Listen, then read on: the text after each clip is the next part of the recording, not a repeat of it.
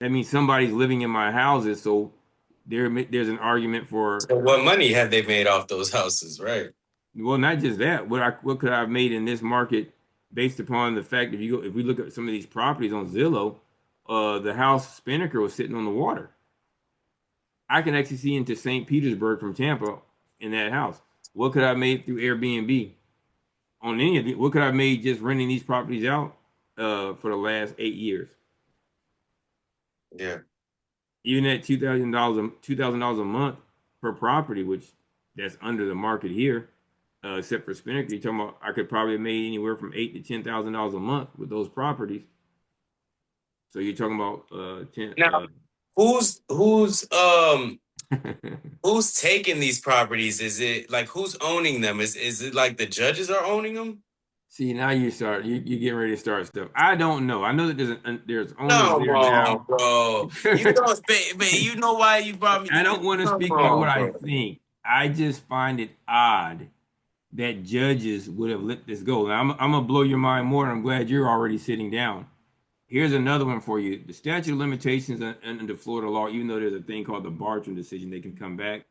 Under Florida law at the time, if you wait more than 5 years from the last date of a default to file a lawsuit, you're outside the statute of limitations. How about for Tuscany? They filed the lawsuit after the 5 year statute of limitations and they still took the property. So that would be a what? Void as well. Yeah. And if nothing else, even if they say, well, you're not going to get the properties I back, didn't well, proceed there, I bro. could always argue for lost income. And that's still a monumental amount, right? Correct. And pain and suffering, of course, because they took me out of Spinnaker with seven sheriff's deputies. In fact, they came in there with their hands on their pistols. I actually wanted to talk to you about that because I didn't know. Well, you mentioned it, but I wasn't aware that they came in and escorted you out of your own home. And interestingly enough, the writ of possession had the name of the prior owner. It didn't even have my name on the writ of possession, which they'd have had constructive knowledge. I'm the owner because I'm the owner in the public records. Yeah. Even the tax bill was paid in my name. All that stuff is there. Wow.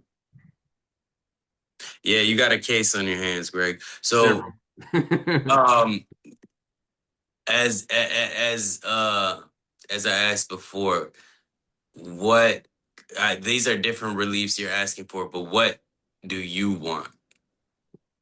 Well, Now you told me which ways you could go, but what do you want? I want adequate compensation for the properties taken. I want them returned because that's part of my legacy. I can give those to my children. Yeah. Those homes represent generational wealth. Oh, yeah. I don't have any delusion that I'm going to live forever, but I think that my kids could benefit greatly uh, from having that, and my grandchildren, even the ones I don't have, could benefit greatly from it. I want. They're not going to give me an apology, so you pay for the apology. I'm still going to write the book. If you want to pay me for the book, you pay me for the book. But I can say Judge Greg Holder. I can say uh, uh, Judge Ficarota.